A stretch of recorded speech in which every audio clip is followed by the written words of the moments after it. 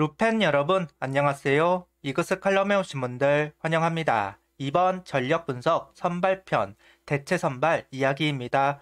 5명의 선수로 시즌을 치를 수는 없습니다. 보통 한 시즌 모든 경기를 나서면 30경기를 합니다. 그럼 약 190이닝 정도 소화를 하게 되는데요. 하지만 190이닝 전후를 소화하는 선수들은 많지 않습니다. 150이닝만 던져도 많이 던졌네 하는 이야기를 듣기 마련입니다. 속된 말로 메워주는 선발이 필요합니다. 얼마나 자연스럽게 공백을 메워주느냐, 그리고 그런 경기를 얼마나 승리로 연결시킬 수 있는가, 성적을 내는데 중요한 요소 중 하나라고 생각합니다.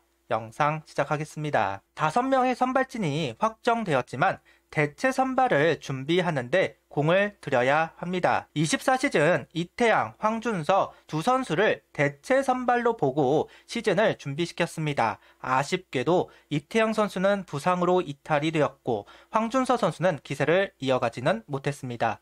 결론적으로는 대체 선발을 소화할 선수를 너무 적게 준비를 시키면서 선발의 공백을 채우지 못하는 결과를 가져왔습니다. 물론 24시즌 선발진 억가가 심했다고 할 수도 있겠지만 그만큼 대체 선발의 중요성을 다시 한번 상기시키는 대목이 아닐까 조심스레 이야기를 해봅니다. 대체 선발을 준비하는 방법은 크게 2가지가 있다 이야기를 할 수 있는데요. 롱맨으로 준비를 하다가 선발에 공백이 생겼을 때 선발진에 합류를 하는 방식, 대부분의 팀들이 이 방법을 가지고 대체 선발 자원을 활용해 왔습니다. 또 하나의 방법은 퓨처스 선발로 뛰게 하다가 올리는 방법이 있습니다. 보통 루키급 선수들일 경우 하는 방식입니다. 무엇이 더 나은 방법이다 할 수는 없습니다. 롱맨인 경우에는 선수 이동을 안 한 상황에서 대처를 할 수 있다는 장점이 있고, 퓨처스에 두는 방식은 처음부터 5이닝을 맡길 수 있다는 장점이 있습니다. 2가지 방법 모두 장단점이 확실하다. 결국 감독의 선택의 영역입니다. 개인적으로 25시즌은 후자의 방법을 선택해야 하지 않을까. 이유는 그동안 선발, 불펜 왔다 갔다 했던 이태양, 장민재, 장시환, 한승주, 남지민 등 여러 선수들이 있었지만 현 시점에서 보면 같은 역할을 수행하기에는 어려움이 있다고 봅니다. 베테랑들은 활기찬 모습이라고 할 수 없고 한승주, 남지민 선수는 군입대를 했습니다. 그나마 김기중 선수가 남아있기는 한데 김범수 선수가 25시즌 회복이 될 것인가 의문이 있습니다. 그러면 자완 불펜이 너무나 부족해집니다. 김기중 선수가 필승조는 아니더라도 추격조에서 역할을 해야만 하기는 합니다. 그리고 선발, 불펜을 왔다 갔다 하는 것도 몸을 상하게 하는 것은 사실이라고 봅니다. 진득하게 한 포지션을 할 필요가 있다. 결국 퓨처스에서 준비를 하다 1군에 올라오는 그림이 25시즌은 가장 좋아 보이는 그림이고, 그럼 황준서 선수가 대체 선발 1순위가 될 수밖에 없다는 생각을 가져보고 있습니다. 황준서 선수는 24시즌 36경기를 소화합니다. 그중 선발은 11경기를 뛰었습니다. 2승 8패 1홀드 72이닝 평균 자책점은 5.38, 70탈삼진 51볼넷을 기록했습니다. 황준서 선수는 전반기와 후반기 다른 모습을 보여주었습니다. 전반기는 긍정적인 모습을, 후반기는 아쉬운 모습을 보여주었는데요. 전반기 같은 경우는 150km까지 치킨 속구가 매력적이었습니다. 여기에 만능 포크볼의 활용까지 기대감을 가질 수밖에 없었다고 봅니다. 기본적으로 제구력을 갖춘 선수이기 때문에 데뷔 경기 승리 투수가 되면서 기대치를 한층 끌어올렸습니다. 특히 포크볼의 활용이 참 재밌었는데요. 코스가 참 다양하게 던진다라는 생각을 하게 됩니다. 대부분의 자완 투수들이 던지는 볼은 이런 식으로 떨어지는 경우가 많습니다.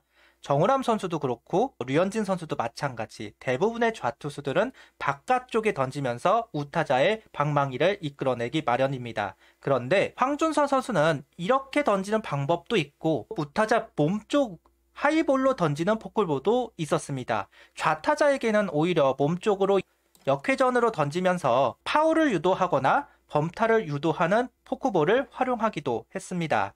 코스가 다양하다, 이렇게 말할 수도 있을 것 같습니다. 그리고 카운터로 잡으러 들어갈 때도 포크볼을, 삼진을 잡을 때도 포크볼을 이용하면서 다양한 코스, 다양한 활용 방법, 다양한 레파토리를 가져가는 게 참 매력적이었습니다.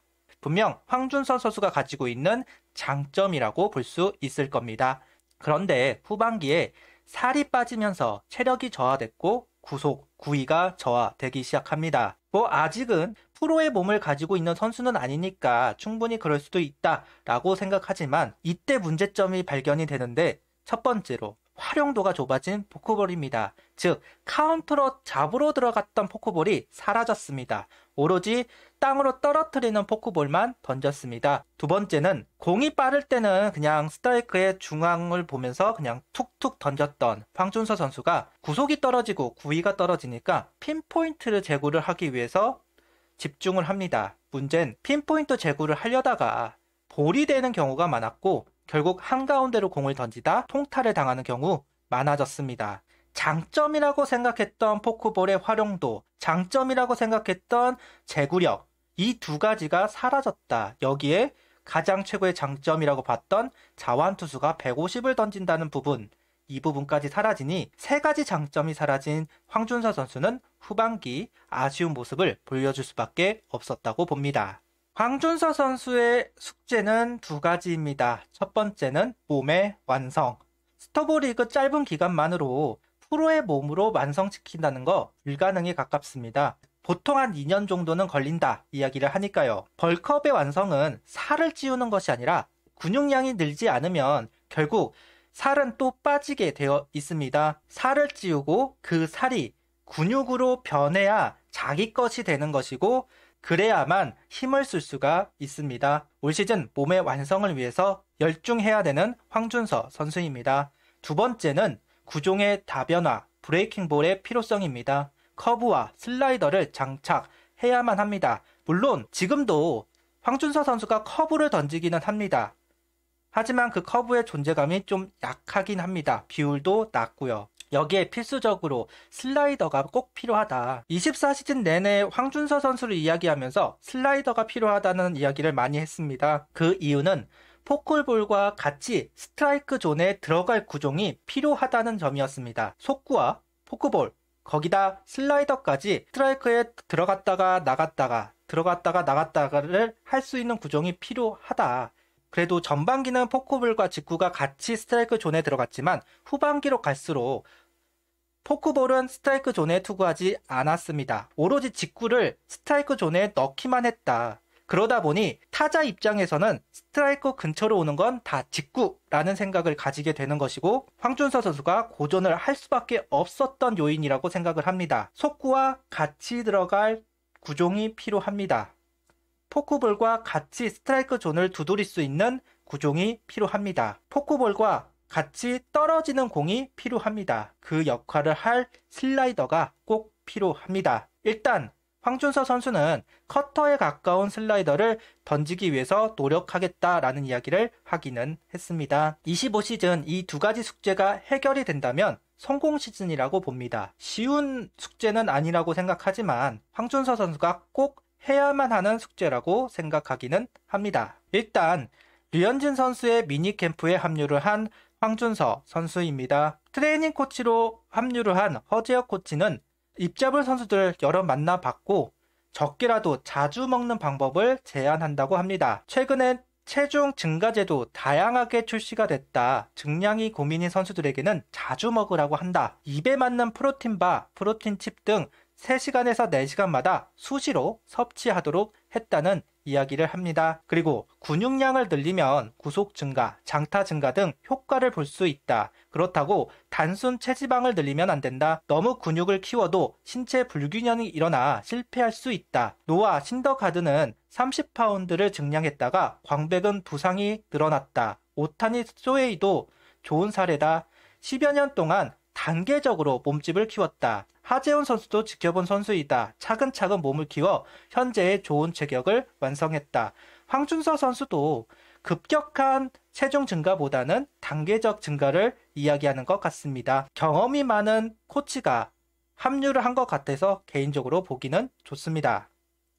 부상 없이 벌크업에 성공을 하면 좋겠네요. 앞서도 이야기하였듯 대체 선발 1순위는 황준서 선수라고 생각하기는 합니다. 일단 류현진 선수를 제외하고는 다른 선수들을 모두 우투수입니다. 어이하던 선발로 2승을 얻어낸 선수이기도 합니다. 기아를 상대로 평균 자책점 2.57, NC를 상대로 2.25, 롯데를 상대로 1승 3.86, 저격 선발로 활용하는 것도 생각해 볼 만하다. 여기에 키움도 좌투수에게 좀 약한 면이 있기 때문에 키움을 상대로도 저격 선발 해볼만 합니다. 현 선발의 불안함 대비를 해야 하고 언제든 5이닝을 던져줄 선수 준비시켜야 합니다. 생각보다 5이닝을 던지는 거 어렵습니다. 경험이 없으면 안 되는 것이고 특히나 프로 레벨에서는 쉬운 일은 분명 아닙니다. 선발승을 했다는 자체가 상당히 정말 중요한 대목이라고 생각을 하고 그만큼 황준서 선수가 언제든 투입될 수 있는 자질을 갖고 있는 선수이기 때문에 대체 선발 1순위로 생각하고 있습니다. 언제 투입될지 모릅니다.